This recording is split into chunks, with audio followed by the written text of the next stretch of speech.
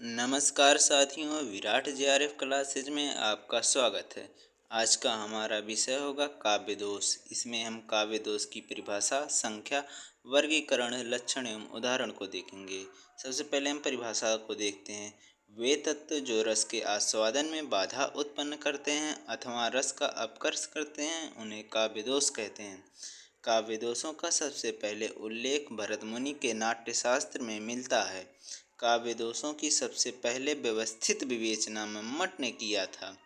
वामन ने कहा है, गुण विपर्यात्मनो दोषा, अर्थात गुणों का अभाव दोष है। मम्मट ने कहा है, मुख्यार्थ हति दोषा, मुख्य अर्थ में बाधा पहुंचाने वाले तत्व दोष हैं। वामन ने क्या कहा है, गुण विपर्यात्मनो दोषा, अर्थात गुणों का अभाव दोष है। मम्मट ने मुख्यार्थ हति दोषा, अर्थात मुख्य अर्थ में बाधा पहुंचाने वाले तत्व दोष हैं। विश्वनाथ ने कहा है, रसा रसा अस्य अपकर्षका दोषा, अर्थात रस का अपकर्ष करने वाले तत्व दोष हैं। अग्निपुराणकार ने कहा है, काव्य में उद्वेग उत्पन्न करने वाले तत्व दोष कहलाते हैं। काव्य दोषों की संख्या अब हम देखते हैं। भरत मुनि ने 10 काव्य दोष माने हैं। 10 काव्य दोष कौन कौन से हैं? अगूढ़, जिसे आरहस्य कहते हैं। दूसरा है अर्थांतर, तीसरा है अर्थहीन, चौथा भिन्नार्थ, पांचवा एकार्थ, छठवां अभिलप्तार्थ, सातवां न्यायापेत, आठवां विषम दोष, नौवां विसंधि दोष, 10वां शब्दच्युत दोष। भामा, इन्होंने 3 तरह के दोष माने हैं। सामान्य दोष, वाणी दोष एवं अन्य दोष उपभेद सहित कुल 25। इन्हीं उपभेदों को मिलाकर 25 काव्य दोष भामा ने माने हैं, जबकि मुख्य 3 ही हैं। इनके भामा के अनुसार रुद्रट ने कुल 26 काव्य दोष मानकर उन्हें 4 भागों में विभाजित किया है। पद दोष, अर्थ दोष, वाक्य दोष, पद वाक्य दोष। अग्निपुराणकार ने 3 काव्य दोष माने हैं। पहला शब्द दोष, दूसरा अर्थ दोष, तीसरा वाक्य दोष। दंडी ने 11 काव्य दोष माने हैं। वामन मुख्यतः 2 दोष मानते हैं, शब्द और पदार्थ दोष, तथा उन्हें 20 उपवर्गों में बांटते हैं। मम्मट ने 3 काव्य दोष माने हैं, शब्द दोष, अर्थ दोष, रस दोष।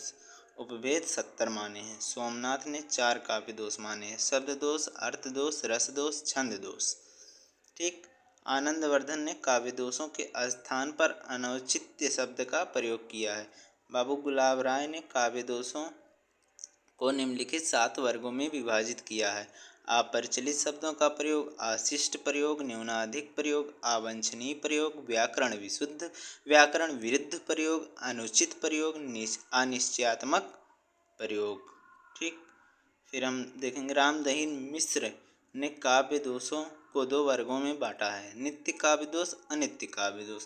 भारतीय काव्य शास्त्र में मम्मट व अग्निपुराण द्वारा किए गए वर्गीकरण को सर्वसम्मति से स्वीकार किया गया है। शब्द दोष, पद दोष, अर्थ दोष, रस दोष। यानी अगर कोई पूछे कि काव्य दोष कौन कौन से है, तो आपको जवाब देना चाहिए शब्द दोष, अर्थ दोष और रस दोष। अब हम देखेंगे शब्द दोष की परिभाषा क्या है। जहाँ काव्य में अनुचित पदों का प्रयोग किया जाए, वहाँ शब्द पद दोष होता है। यहाँ निम्नलिखित 16 हैं।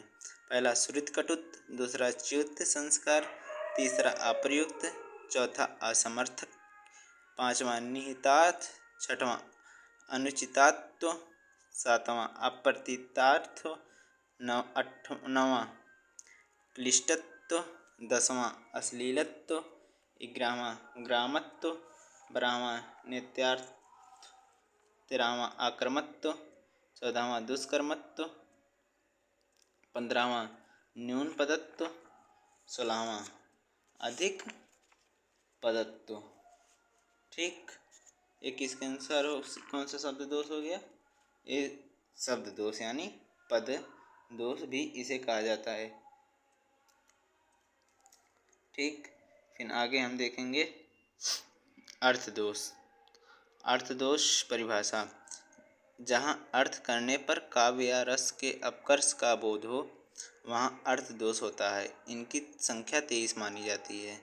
अब 23 को कोई थोड़ा ना याद करेगा, जो इनमें से मुख्य उनको आप देख लीजिए, जैसे पुनरुक्त दोष, दुष्कर्मत्व दोष, अपुष्टत्व दोष, ग्रामत्व दोष, संदिग्ध दोष, कष्टार्थ दोष, नियम प्रवृत्ति दोष, प्रसिद्धि विरुद्ध दोष, विद्या विरुद्ध दोष, साहंकाक्ष दोष, सहचर भिन्न दोष। ठीक।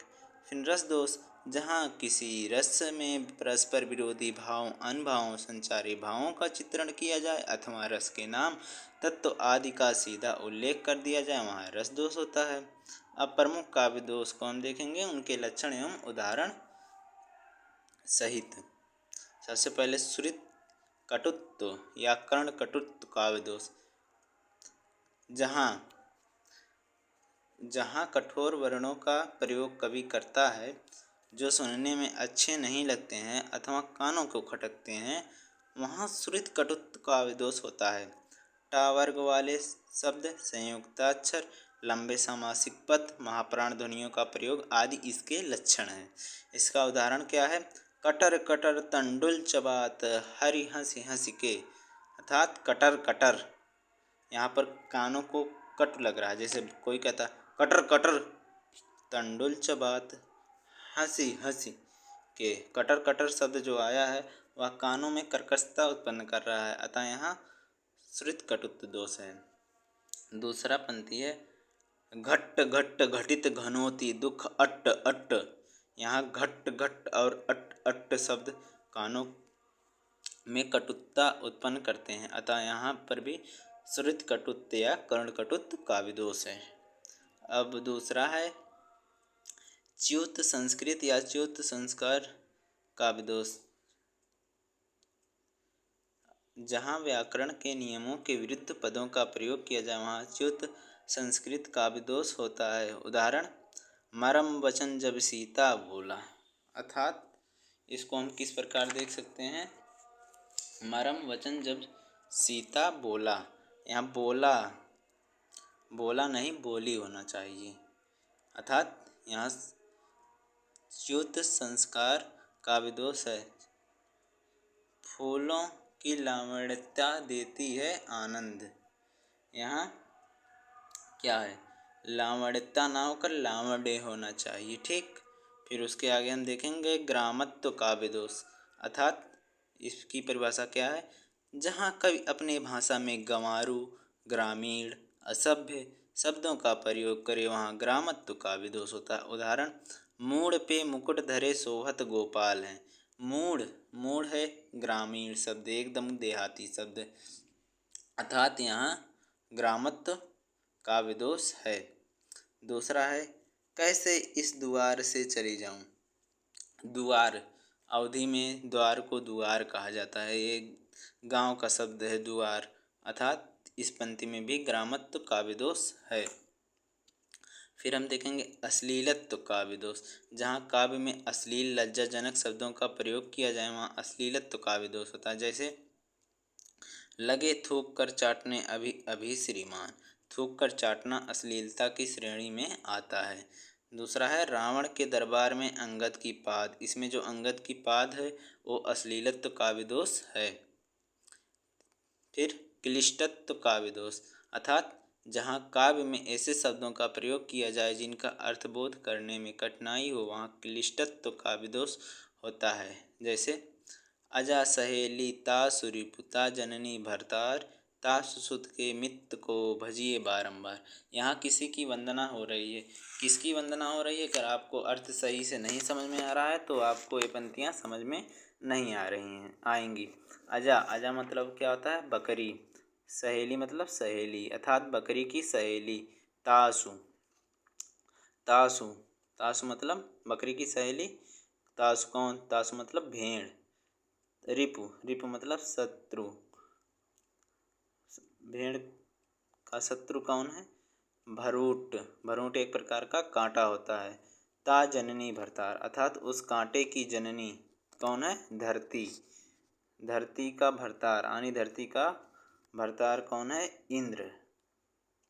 तासु यानी उसका सुत, यानी इंद्र का सुत मतलब पुत्र कौन है? अर्जुन के मित्र मतलब मित्र।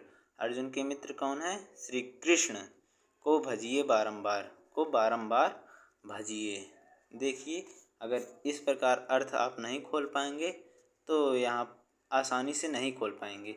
तो इस प्रकार इस पंक्ति में क्लिष्टत्व काव्य दोष विद्यमान है। लंका दूसरा उदाहरण है, लंकापुरी पति को जो भ्राता तासु प्रिया न आवती।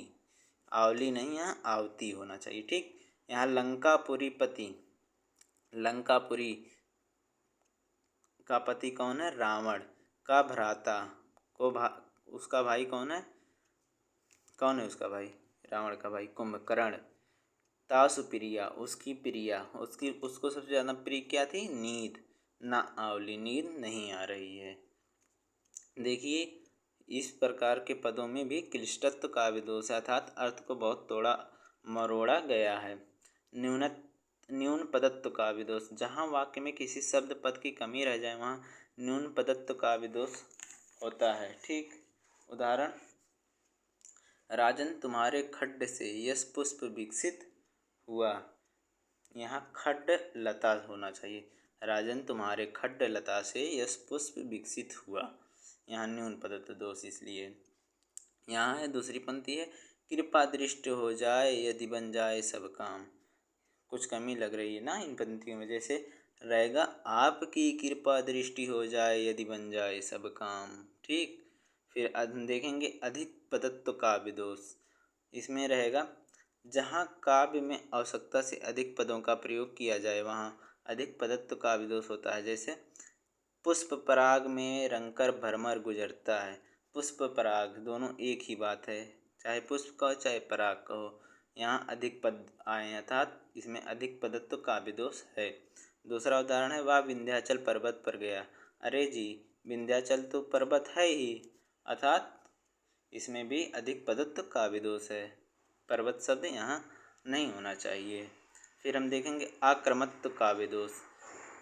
इसकी परिभाषा है, जहाँ व्याकरण की दृष्टि से पद का क्रम सही नहीं हो वहाँ आक्रमत्व काव्य दोष होता है। उदाहरण, आमानुषी भूमि आवनरी करो। इसमें रावण कहता है आमानुषी, आमानुषी मतलब आमनुष्यहीन, भूमि धरती, आवानरी मतलब वानरों से रहित करो, माने करूँगा। यहाँ रहेगा पहले भूमि, आमानुषी से पहले भूमि आएगा, भूमि आमानुषी आवानरी करो, ये शब्द ये पंक्ति सही होगी, तभी अर्थ बैठेगा। ठीक है, अतः इनमें आकर्मत्व का भी दोष है। दूसरा उदाहरण है, विश्व में मिलते नहीं वीर भीम समान के। यहाँ अंत में आप देखेंगे वीर भीम समान के, यहाँ रहेगा वीर भीम के समान।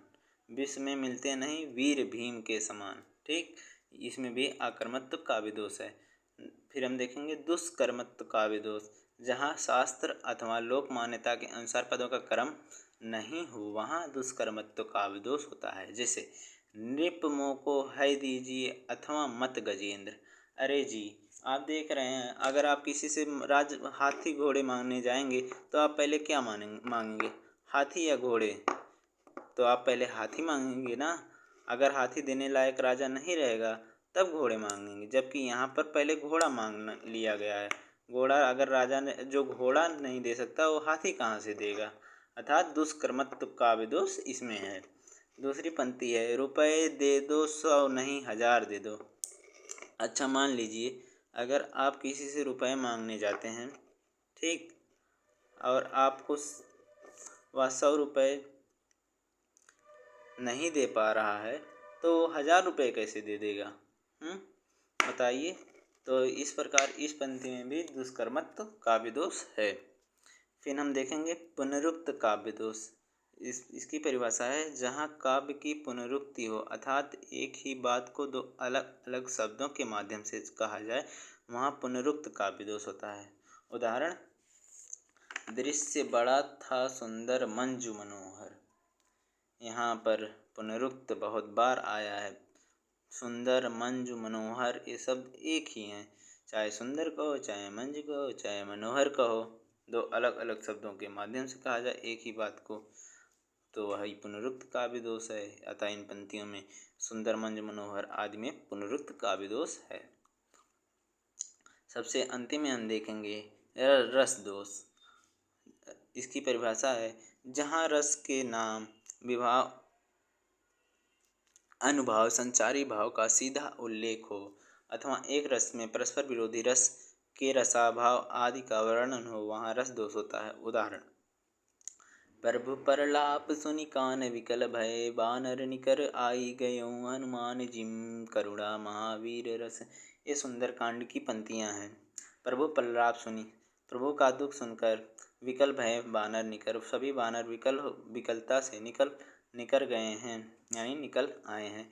आई गयो हनुमान जिम करुणा महावीर रस, आए हनुमान जी भी चले आए हैं, जिम करुणा, और करुणा के साथ उनमें वीरता का संचार हो गया है। अर्थात जहाँ करुणा होगी वहाँ वीरता का संचार नहीं होगा, अर्थात इसमें रस दोष है। करुण और वीर रस दोनों साथ नहीं हो सकते हैं। इस प्रकार हमारी क्लास समाप्त होती है काव्य दोषों पर।